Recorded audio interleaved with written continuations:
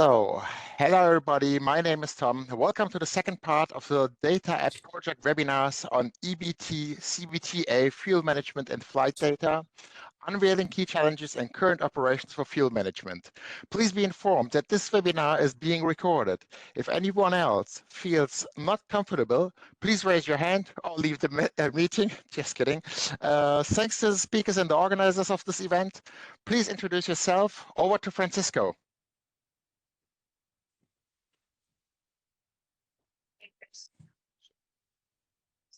Hello, everybody.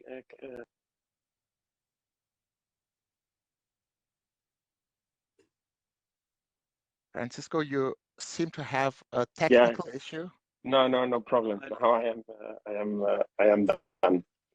Sorry, I'm gonna initiate my video. 1 second. Let me see. I hope you guys see me. So welcome to this presentation. I'm gonna be just 2 minutes to give the introduction to the researchers. This is a digital transformation case. It's a research 0046, including in the European Plan for Aviation Safety 2023-2025. Andrada, can you move forward? Thank you. So this is the main content of the research in general terms. We are talking about a project from last year to August 2024. The project is funded by the Horizon Europe. It's a research and innovation program of the European Commission. The public money in this research is about 800,000 euros. So it's quite a lot of money that we need to invest intelligently, you know. So here are the general objectives: basically changing the aviation standard, understand the changes to the existing aviation standard through digitalisation. In the roadmap includes the support of planning regulatory activities, and finally to create a knowledge base, based on the impact of this process, you know, through in the working processes in the aviation standard, and also in the economic what it means in economics. Can you move forward to the next page, please? So in this research, this is the general term, and now we're going to go into the details of today's webinar. There are 3 lots. We are in lot 3, and inside the lot 3, we are in case study 4. The numbering is correct, it's case study 4, because there's one case for lot 1, the second case is in lot 2, and then in lot 3, we have 3 different cases. Today's fuel is in case study 4. Move on, please. And this is just some ideas, some general terms of the specifics of today. Basically, we are trying to the application of new methods and techniques for fuel management. This includes the digital solutions, and all of these will be documented, support the evolution of new requirements, of new regulatory requirements. Move on, please. And finally, you know, a little bit more details in today's webinar, which is going to be, you know, that we publish a fuel management regulation, which allows more flexibility. But this flexibility comes with data-driven decision process. So there's still points to develop and missing gaps in both the regulation and the digital capabilities, and that's the intent of the research and the webinar today. So to give you a snapshot of where we are going in this research, we just started, and I pass the floor to Barcelona. I think it's going to be Nuria probably. So welcome Barcelona, and apologies, I am in a public place because I am flying today. So thank you for being in there, and welcome Nuria. Thank you, Francisco.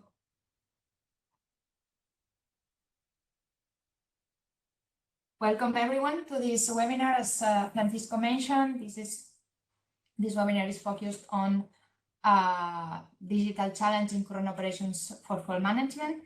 I am Nuria Alzina. I am principal consultant at the ELG, leading the digital in aviation practice.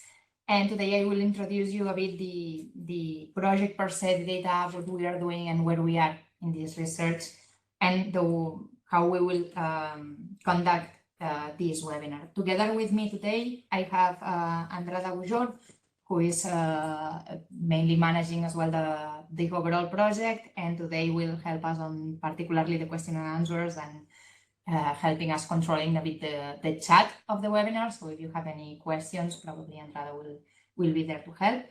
And then I have Antonio Cabeza, who is the technical lead of this research and will guide you through the conversation of the challenges. And Ana Feliu Badaló, who is the main consultant developing and actually being the hands-on, let's say, on the research, who will explain you in much more detail the actual challenges and the preliminary results that we have achieved in this research. So, what's this about? As we mentioned, Data App is a research project that tries to bridge this link between digital transformation and aviation industry. Why so? Because the pace at which digital transformation is going is quite high, and we need to keep up on the rest of the dimensions. Also, we are in an industry very regulated for the levels of safety that we need to maintain, and as well in a current worldwide context that is highly impacting our operations, particularly, for example, if we think on the climate change, environmental policies, etc., etc. So a lot of challenges in operations are being raised, that some of them can be overcome by a certain set of digital solutions. And we need to push regulation and standards towards helping us overcoming these challenges. And for that, basically, we need to keep the pace of digital transformation in the rest of the areas. If you want further information on the project, you have here the link to the project. I know you cannot click it right now, but you will receive the presentation afterwards, and you have already received, for the ones who registered previously to the webinar, a brief set of slides containing the main information of this. So, as Francisco introduced, the focus of this project, as the aviation industry is quite wide, is on three main areas. Today we are here for the one in the middle, the digital fuel management. We had a previous webinar on Wednesday on flight training data for EBT and CBTA. If any of you are also interested in that topic and missed it, it has been recorded and already published, so you can access the website of the project and you will find the link there. And on Monday, we will have another webinar similar to this one dedicated to flight data models for safety. So if you're as well interested in that topic and has not registered yet, please feel free to go to the register website as well as you did for this webinar and register for that topic as well. What have we done and why are we here today, basically? As you know, research, or you may not know, but most of research projects start actually understanding the state of the art, and that is what we did at the very beginning. So we basically conducted mostly a literature review of the challenges, the actual regulatory environment, the standards, and a first evaluation of the digital solutions that there were to solve these initial problems that we found. And then we started with the development of the case study. And for that, we conducted a set of workshops or interviews with plenty of stakeholders, with a 360 perspective, let's say, so covering both regulators, authorities, operators, providers, etc., etc. And we are here today, as you can imagine, through the interviews, we could only cover or receive the feedback from a handful of stakeholders for each of these areas. And what we want to present you here today is the main challenges and the preliminary results on conclusions that we extracted from this initial consultation, so that you can give us your feedback on that. Are we missing something important? Is there something that maybe it's included, but we are not giving it the relevancy that it should have from your perspective? So in this manner, we can grasp a bit more the feeling of the wider industry in this area. Also, apart from giving us this feedback through the question and answers or the chat that you have on the session, you can as well contact us through email, of course.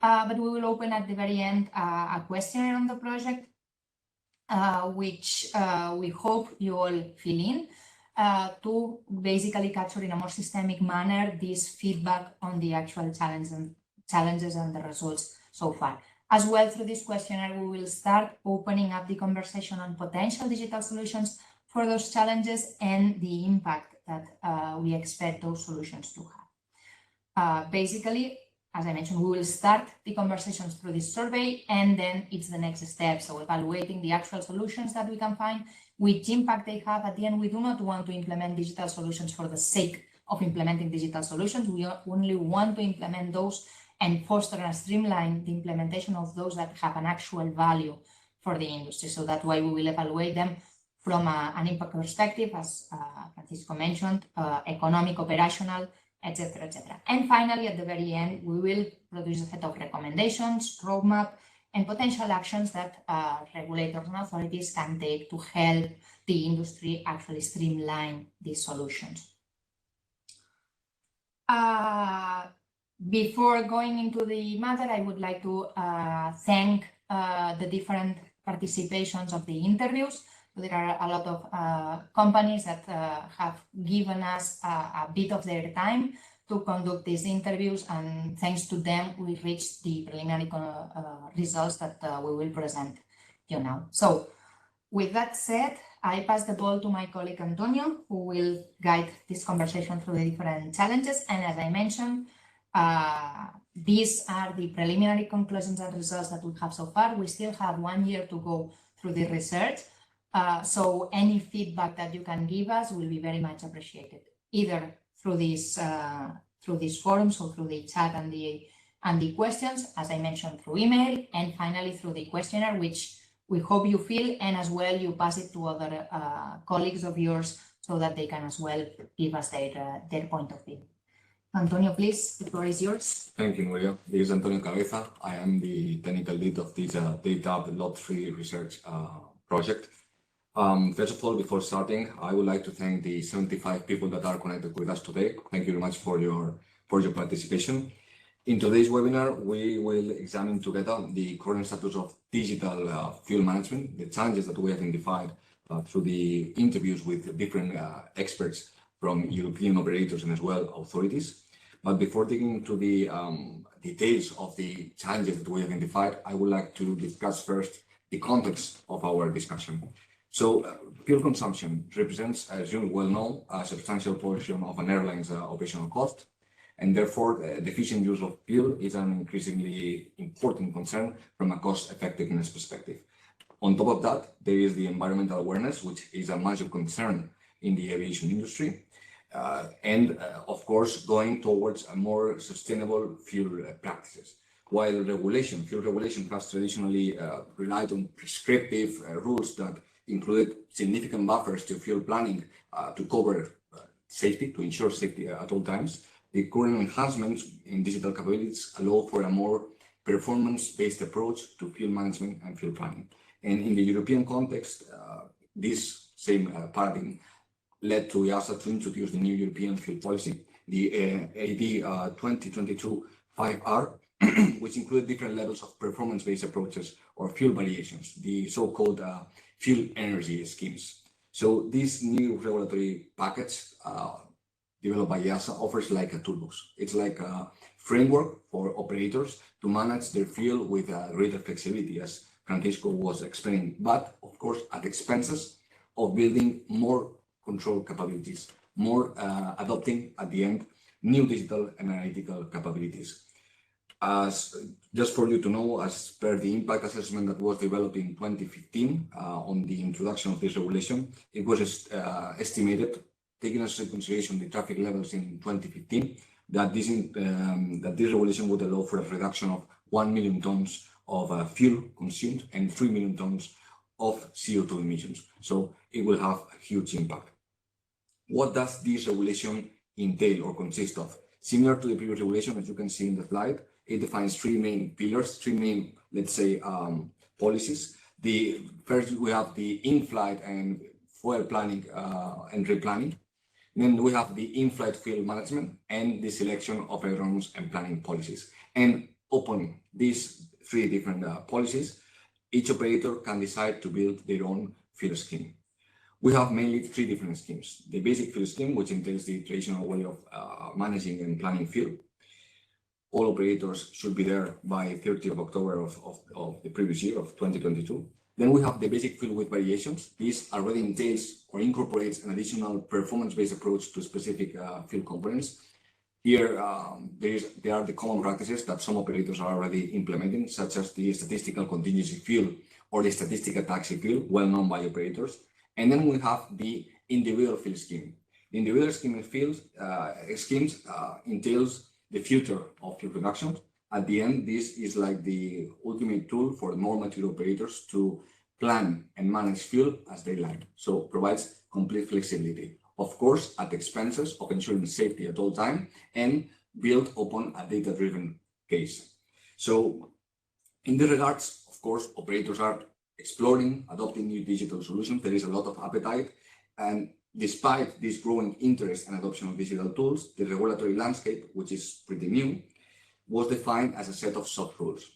And in a premeditated manner, because the idea was that the regulation was as flexible as possible to allow for different approaches to this adoption. But also, this has resulted on a lack of definition on certain aspects, and this lack of definition is creating some challenges when it comes to go to more advanced, less explored performance-based field reductions.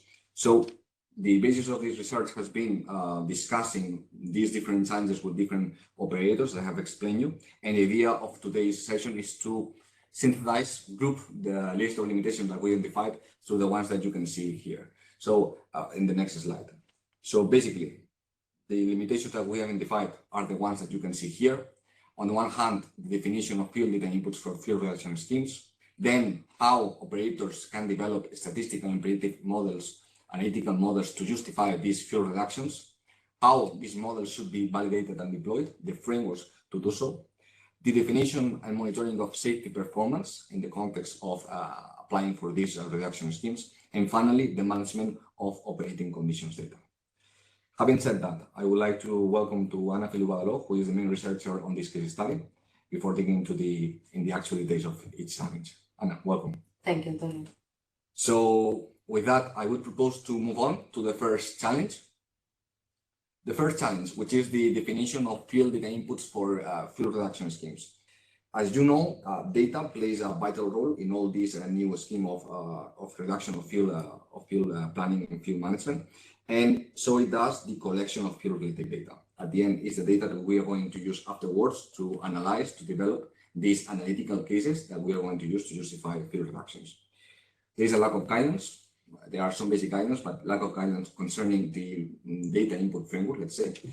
And this has to do with what data sources should be selected for which applications, what parameters should operators use for specific applications, and at the end, how operators can guarantee that the quality of the data that we are using is enough to justify the reduction that we are applying for. So with all this, Ana, which are the limitations that we have identified under this challenge? Well, thank you, Antonio. As you were saying, the first challenge appears when operators need to decide which data source to use to collect field-related parameters, as they need to navigate the trade-offs between these sources. And this can be especially challenging for small operators who may face limited resources. In general, operators lack guidance on which is the most suitable data source that covers all their specific needs in terms of granularity, availability, and control. In terms of granularity, some operators only rely on acres data, which is actually okay, but this approach has some limitations, as acres only allows to collect a limited set of field-related parameters and only at specific points of flights. As a result, these operators may lack all sufficient data points to justify some field reductions. For instance, operators aiming to reduce strict field, for instance, for some specific approaches with repetitive holdings, may need to perform a detailed operation mapping that cannot be achieved only relying on acres data. On the other hand, FDM data offers a wider range of parameters and with increased granularity, but has some limitations in terms of availability and control of data. In terms of availability, while acres is transmitted in real time, FDM data isn't. and instead operators must wait until the aircraft reaches its destination or until data is manually downloaded from the aircraft, which in general limits the access to FDM data. In terms of data control, the management of FDM data typically resides within the FDM or safety department, who is usually responsible of the data storage, preprocessing, and the identification, leading to potential delays in the monitoring of parameters related to field performance. And in fact, FDM data governance frameworks can act as an actual blocking point to the activation of FDM data source outside the FDM department itself. Then, once we have faced the challenge of data source selection, the next identified challenge is regarding the definition of relevant field data to be recorded. The guidance material provided by EASA in CATO PMPA 185 outlines the essential field-related data to be recorded for basic field schemes. However, this list is not extended to basic field scheme with variations or individual field schemes, and this creates a limitation as the defined set of parameters may not be sufficient for operators aiming to implement fuel reductions and assess their safety implications.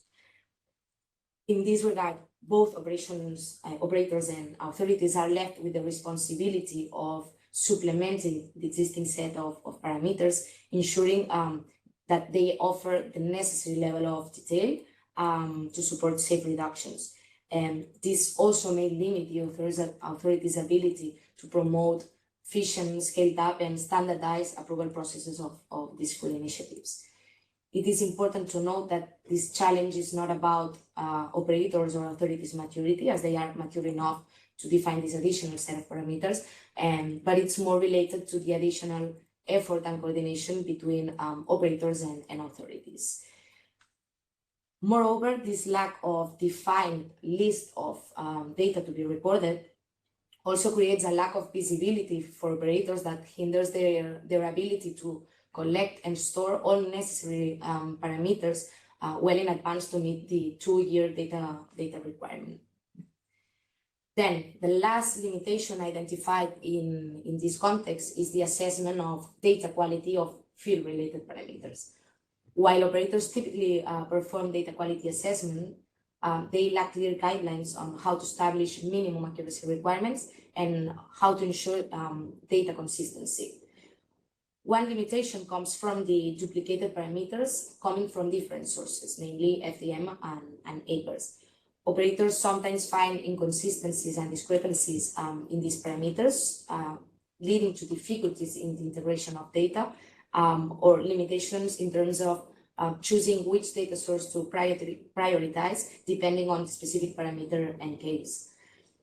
Additionally, through the stakeholder consultation process, we have identified that there are some problems on some specific parameters depending on the aircraft model, such as degradations, spurious peaks, or lack of granularity depending on the specific sensor that is actually providing the data. Finally, the reliance on manual data collection among some operators brings some limitations that become evident as both the manual collection and its subsequent digitalization introduce the potential for errors that can accumulate and undermine the overall quality of data. And these challenges further compounded when dealing with some specific sensors, as we were saying, for instance, the fuel quantity indicator, where the inherent problems of such sensors when combined with the errors of manual data collections can bring significant deviations. Mm-hmm. So to sum up, there is like a lack of a defined data input framework, and this is affecting on one hand the selection of data sources, the determination of what is relevant parameter, and ensuring the data quality. So there will be like a need of some guidance, some standards to empower the operators at making informed decisions and enhance overall the data quality and reliability of the input data that we are going to use to develop our statistical models. Mm-hmm. Okay, so having said that, we have our input data, we have already addressed that, but then we need to develop statistical, analytical models to justify our fuel reduction schemes. So this challenge encompasses several limitations, both on the operators and authorities side. And once again, we are dealing with a lack of guidance. On the one hand, operators without guidance encounter difficulties in selecting the appropriate statistical or analytical methods to go for more advanced reduction schemes. There are some information on statistical taxi fuel, statistical contingency fuel. These are already known, but for more advanced, there are no guidance. And on the other hand, of course, CAAs face the challenge in establishing guidance for inspectors to assess and evaluate and approve such reduction models. Could you please further elaborate on the challenges that we have identified here? The first limitation revolves around the lack of standardized models. While EASA's guidance material provides some generic guidelines for reducing contingency or taxi fuel through statistical models, operators face an absence of standardized models with specific methodologies. And they face difficulties in selecting methods that are tailored to their fuel efficiency objectives while ensuring adequate safety levels. Another related limitation is about the generalization of models across different aircraft or even across different operational contexts. The guidance materials from EASA, specifically in CATO PMPA 181, states that data collected from one aircraft should not be used to modify the performance figures of other aircrafts. And while this approach aims to ensure accuracy and to avoid potential safety risks, it raises questions about the limits of generalization of these models. For example, some operators may apply statistical contingency or taxi fuel developed for one aircraft tail to all other aircraft tails of the same aircraft model. However, without specific guidelines on the extent of generalization allowed, operators face uncertainties in determining whether it is acceptable or not, and also limitations in terms of striking the right balance between standardization and generalization of these models. Another challenge encountered by operators in the context of fuel models comes from the limited regulatory details in what is considered as a set of statistically relevant data. While the current standard requires a minimum of 2 years of operational data, it is important to recognize that fuel reduction should be tailored to specific operations. Then, beyond the minimum data requirement, clear guidelines should be provided to ensure the reliability and other data quality factors.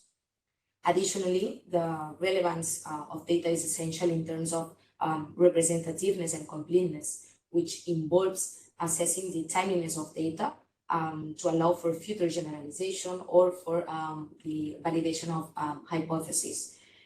By establishing guidelines on all these aspects, operators can ensure that their fuel planning is actually based on a set of relevant data that reflects their daily operations. Additionally, these kind of guidelines would also help at defining the acceptable boundaries for particular operational realities, as it could be the one for some operators that do not operate periodic routes or engage in a wide variety of routes.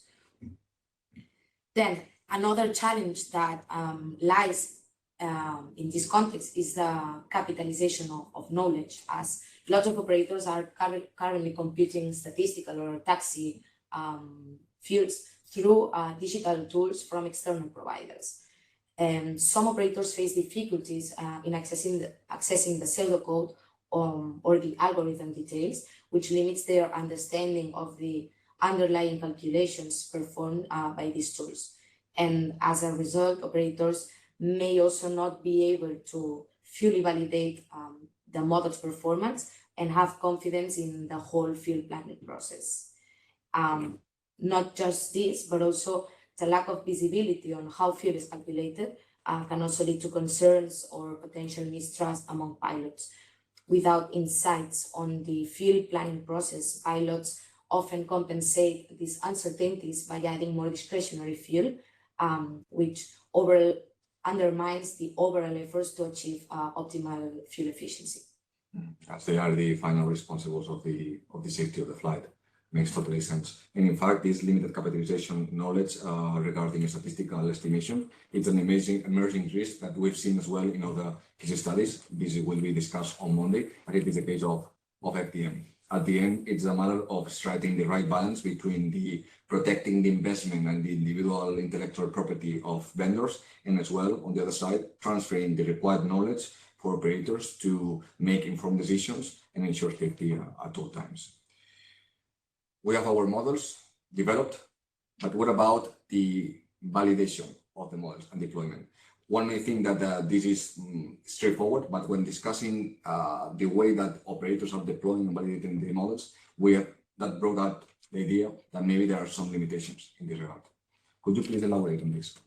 In fact, as of today, as I was saying, many operators have already developed in-house statistical models or are adopting these models through flight planning tools that already incorporate such models. However, operators usually deploy these models without going through validation or testing phases, which is acceptable as current models are relatively basic statistical models. Additionally, while it is not mandatory to perform progressive deployment of models, the absence of validation and deployment frameworks presents challenges for operators, and especially, as we were saying, for pilots. In fact, the lack of progressive implementation can lead to a lack of trust from pilots who may not be familiar with the calculations or may lack confidence in the relevance of data used for the field planning process. Without validation, operators may also lack confidence in the model's outcomes, especially at the initial stages of deployment. And in this regard, establishing comprehensive validation frameworks is essential to ensure that field planning models are not only efficient, but also safe and reliable.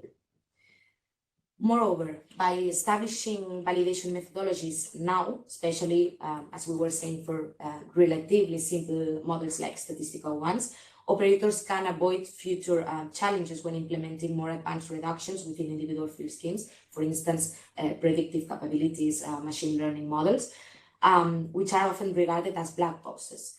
Building this foundation of trust now maybe can ease the way for more sophisticated initiatives in the future. Last but not least, models may need to be periodically re-evaluated and adjusted to ensure that they remain accurate and reliable as flight operations evolve. For these reasons, deployment frameworks should also outline how to guarantee the trustworthiness and learning assurance approach of such models, and thus allowing continuous monitoring and assessment of their performance over time. So there might be a need for a comprehensive, let's say, deployment framework that addresses both the seamless integration of these models, statistical or predictive ones, into the daily operations, and on the other side, to establish like a trust and assure the learning process of these models, so operators can, in a confident way, embrace the data-driven initiatives into their field planning and field management initiatives, let's say. Mm-hmm. Okay, so let's move on with the next challenge, which has more to do with the definition and monitoring of safety performance. So we are moving out of the field data. Now we are moving towards the safety side. Operators play a critical role at defining, ensuring the field reduction initiatives and managing field data, but as well as ensuring safety while applying such reductions. So flexibility is always encouraged, but of course, it comes with the need of defining a safety baseline before applying these field reduction schemes, and afterwards at monitoring that an equivalent level of safety is maintained at all times. So an accurate assessment of the safety assessment during these field scheme applications is vital, not only for individual field schemes, but as well for basic field with variations. And this regulation proposes some guidance around some safety performance indicators, some SPIs, but the guidance might be a little bit limited. What are the limitations that we've identified when it comes to defining and monitoring safety performance? Well, as you were saying, one of the key challenges when monitoring safety levels is the lack of a detailed framework that helps operators defining safety performance indicators. In fact, EASA's guidance material states that all safety performance indicators should be proportional to the complexity of the operational context and to the extent of the deviations that the operators is in fact aiming to apply. To do so, this guidance material also includes a non-exhaustive list of safety performance indicators that can be used to measure safety performance. However, during the stakeholder interviews, it has been identified that some operators lack guidance on how to define all necessary indicators to assess both stability and safety of fuel reductions. In this regard, three sub-limitations have been identified. First, SPIs are only defined for individual fuel schemes.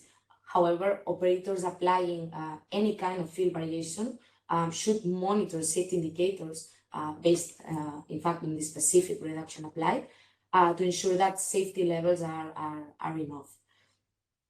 Then, second sub-limitation is that the current SPIs proposed by EASA present a mixed nature as they combine the monitoring of parameters, such as the actual versus planned treat fuel, with events monitoring, as it can be mayday or minimum fuel calls. This approach might not be the most optimal way for effectively monitoring the safety of fuel reductions, both for operators and authorities. Finally, it is essential that operators not only monitor the individual parameters per se, but also track their thresholds and trends over time, as this would enable them to detect any potential deviations or anomalies in safety performance and take timely corrective actions when needed. The second challenge identified in this area corresponds to the reporting of fuel and safety performances. Guidance material states that operators should establish reporting systems to the authority to ensure the continuous oversight of safety performance by authorities.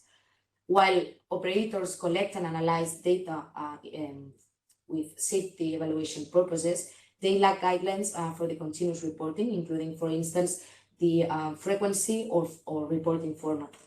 And overall, all this limits their abilities to establish consistent reporting practices and may lead to inconsistencies in the reporting across operators or even across operations. Then finally, we have a limitation in terms of change management. The implementation of field schemes brings about significant organizational changes that need to be addressed with effective change management strategies to ensure, on one hand, smooth adoption of field schemes and to minimize the disruption to daily operations. One main challenge in terms of coordination across different departments is the integration of fuel schemes within the safety or FDM department.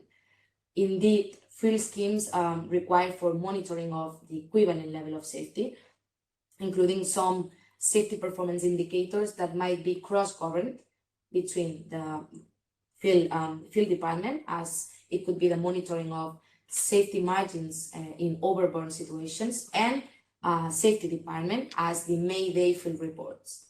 This separation of monitoring efforts between fuel and safety departments might, in some cases, result in duplicate processes and inhibits effective identification of safety occurrences and variations in fuel performance trends. Additionally, this segregation creates a risk as it leads to fragmented control and reporting of safety events for both operators and authorities. In fact, FDM programs are linked to the safety management system as they serve as a basic input for these systems. Then, in the same way, monitoring safety levels under fuel schemes might need to be integrated within the safety management systems to ensure seamless reporting of safety events through aviation safety reports and an overall monitoring of the risk portfolio. The new fuel regulation, in fact, has brought changes to operations manual, which in turn brings changes to the safety management system. Then, in this regard, regulation should promote the integration of fuel policies within the safety management system in order to foster a more holistic approach to the management of safety. Mm-hmm. Then there is one additional challenge that has been identified, and it's regarding the flexibility of digital solutions. As you know, all operators aiming to apply fuel reductions must operate under data-driven methods. To achieve this, they are requested to implement fuel consumption monitoring systems to compare the achieved in-flight performance to the predicted one. However, integrating such systems into existing infrastructure has posed some difficulties for them. On one hand, there were some operators that had already implemented systems for the CO2 emissions reporting, but these systems fell short of requirements for the approval of FEAR schemes. And as a result, these operators had to adopt new solutions requiring significant effort and investment, especially for small operators with limited resources. On the other hand, some authorities are concerned about the requirements set for these fuel consumption monitoring systems, especially when it comes to analysis requirements.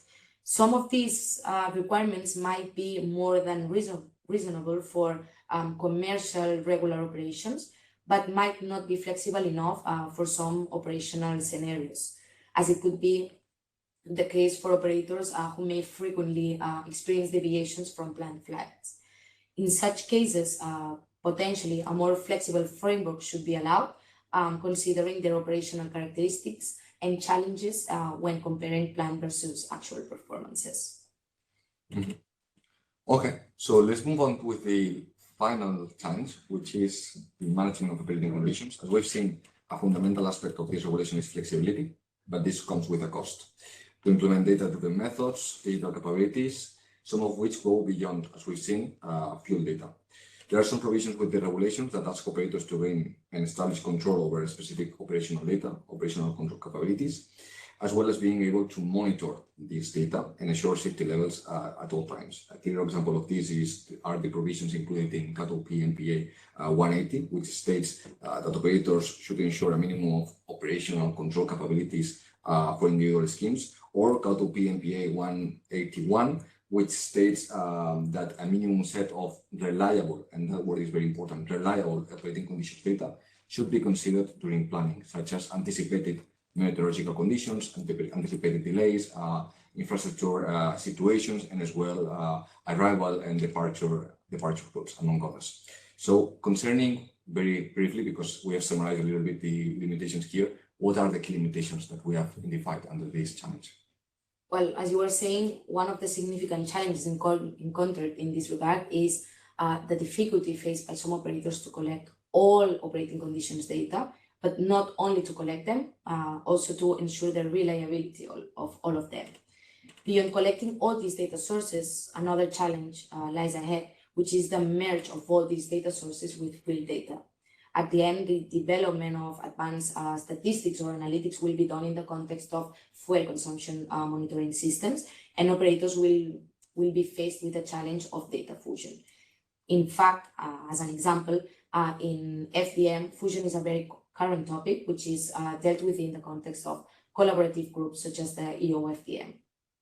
In addition, operators also lack guidelines on how to assess the quality of these sources and how to evaluate completeness of the data they collect.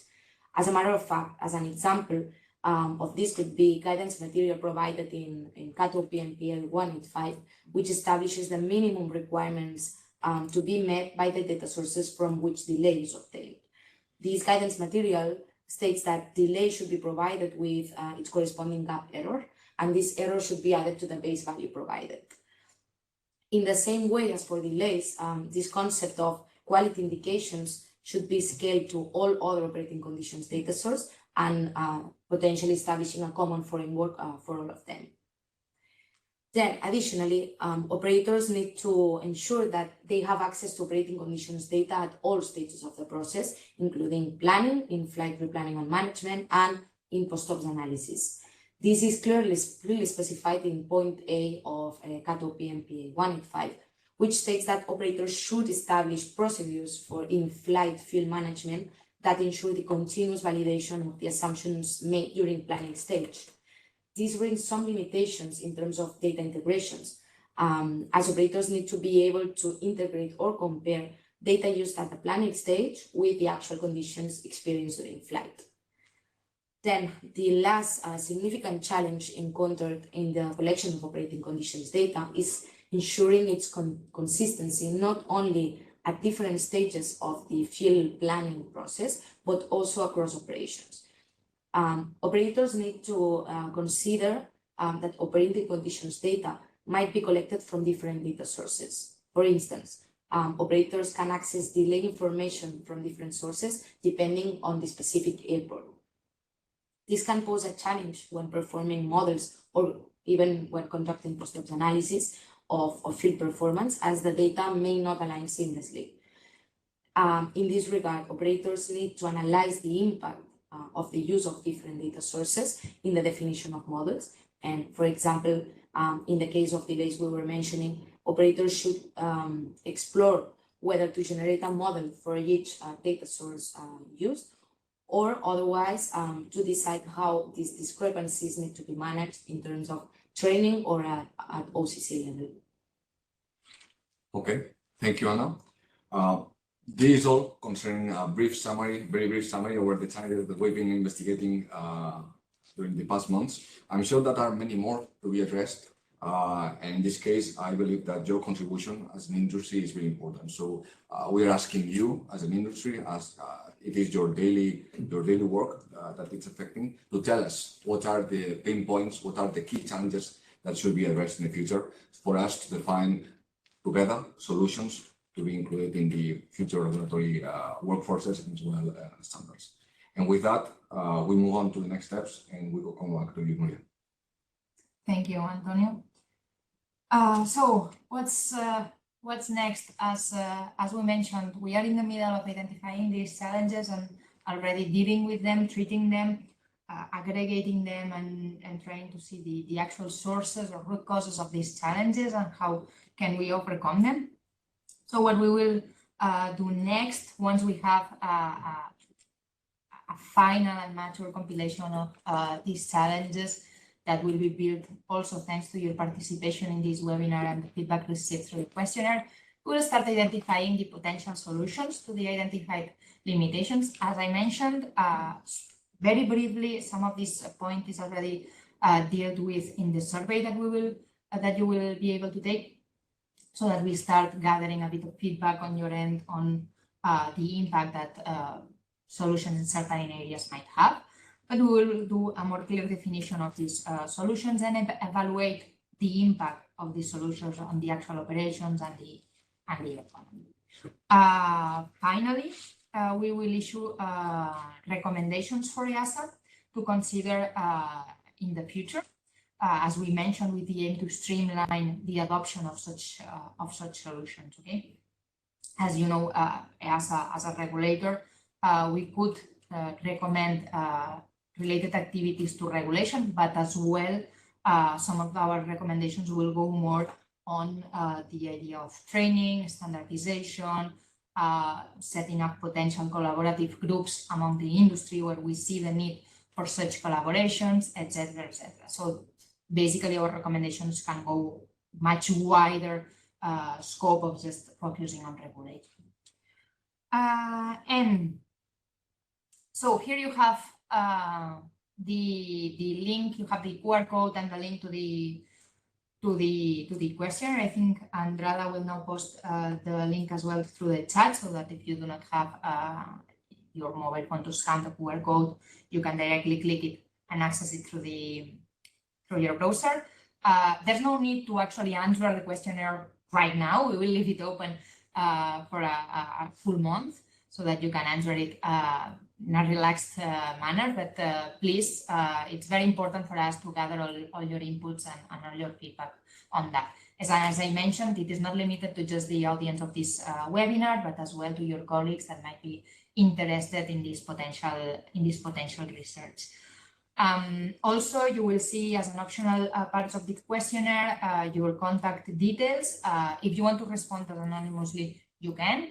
But if you want us to keep you informed on the progress of the research, be able to send you some information on upcoming webinars that we perform, or workshops, or potentially some additional interviews that we might need, as well as be the first to know when the final report that will be publicly available is published on our website, please enter your email address there, and we will add you to the contact list of the research project. And with all that said, let's go to the questions and answers. Let's see if we have some movement on the chat and the Q&A section. I believe that we have received some question on your private chat. whether we are going to publish the slides and Indeed. we're going to publish them. We are going to publish the slides for those, well, all of you are registered, so we will send you the complete information, all the slides that we presented, including the link to the survey and the QR code. Not only that, but as Tom mentioned at the very beginning, the webinar is being recorded, so if you missed any part, these will be published through YouTube and it will be accessible through the website of the project, so you can at any time go there, click on the link and have a look at the parts that you missed, or re-listen as part of the webinar if you found it very interesting. All right. Thank you. Yeah, there are a couple of comments. The first one in terms of the frequency of the reporting to the authorities. So there is a mandatory reporting to the authority about the fuel. So maybe you can elaborate a little bit more of what you were mentioning when establishing this collaboration with the authority. What is needed? Yes, exactly. They are mentioned in the EU Regulation 366, which is regarding mandatory reporting and follow-up of such reporting. Basically, this regulation controls the overall reporting from different operators to the authority and states, as you've said, different event types and current reports that are mandatory to be reported. But it potentially, I don't recall it, but may include as well the frequency of reporting. But what we wanted to capture here are two things. The first one is that, of course, it requires like a mapping, a transposition, and we need like a robust framework as well within the fuel regulation to ensure that this reporting, this oversight and continuous monitoring of safety baseline is channeled through the existing means that are on the operator side. So maybe explicitly capture this in a similar scale that is done in the FDM regulation. And on the other hand, not only that, because we have a framework, safety framework that goes a little bit beyond only the aircrew reporting. So now we're considering as well SPIs and actual monitoring of SPIs. Mm-hmm. And maybe there is a need there to establish as well how and when these SPIs, fuel related, for instance, comparison of the fuel, actual fuel versus the planned fuel, the percentage of overburn compared to the continuous fuel, that kind of SPIs are to be reported to the authorities. Give the authorities and the operators like a structured framework to ensure this revalidation and this continuous oversight of the fuel schemes. Thank you, Antonio. And then there's another comment from Stuart Fox about EFB. Does it sound familiar to you? Is it a method or methodology to monitor the fuel consumption? So electronic black box. Yeah. Mm. We have so through the stakeholder consultation process, we have indeed talked about the introduction of EFBs, but the most limitations we have identified is that operators do not go through this process in terms. So due to the long approval processes of EFBs, and additionally because they bring significant operational changes, which combined with the introduction of the, for instance, statistical model per se, which can bring some mistrust among pilots. If you combine it with the introduction of new tools, maybe they find it's too much to address at the time. Stuart Fox also touches a very interesting point, which is the transition to this methodology being facilitated to enable greater proportion of operators to use statistical field methodologies and calculate contingency field. The same happens with other basic field with variations. Indeed, the transition towards fuel reduction schemes is something that we want to address in the context of this research. And it's a very important topic, mainly because the regulation states like the basic field with variation, basic field scheme, which is for everyone, then the basic field with variations and the individual scheme. But we have realized that maybe the steps, if we consider these as steps as a transition, might not be progressive enough. And there might be like two huge steps. And even more than that, it might be even more difficult for specific typologies of operations. So it's not, so far, the regulation might not be flexible enough to incorporate or to ease the adoption for all kinds of operations. Okay, thank you. And Yes. Another one from Gomez. have you considered how artificial intelligence will impact this regulation? So this is looking to the future. Yeah. Yes, in fact, I think this can be related to what we were mentioning on the second challenge, I think, in which we were saying, or we have identified that operators lack standardized models, but not also for statistical models. They also lack these kind of specific guidelines for more advanced models, such as predictive models. In fact, the use case for field estimation is perfect for artificial intelligence-based capabilities. And although this framework will be managed under the future EASA Part AI, we think that it is important that domain-specific regulations are developed in the context of field regulations. Yes, exactly. And as a matter of fact, for you to know, doing our research, what we are doing is to keep an eye close to the developments that are being performed by EASA on the context of AI. For you to know, EASA is exploring this in the context of the published EASA AI concept papers, and as well the EASA AI roadmap, now with the second version. And they have ongoing some interesting research initiatives, such as the ML Leap, who works a lot around the concept that we have dealt with in this webinar, which is generalization of models, learning assurance. So we're keeping an eye on these concepts, and the idea of our research is try to extrapolate some of these concepts into this specific domain. So just to make sure that this regulation will be aligned with the future developments that will come on the Part AI. If it's not, it's electronic flyback. There's, as Anna has said, it's not a methodology, it's a technology. Okay, no additional questions. Can you check the private? Do we have any other question? 1 second, I will take my time just in case. No, I don't think so. Okay. I believe there needs to be some education on how to transition the statistical field methodologies both for NAS to support this transition as well as for oversight as well as to assist the operation transition. Okay, but this doesn't seem to be a question. Where is it, the comment? Which one are you referring?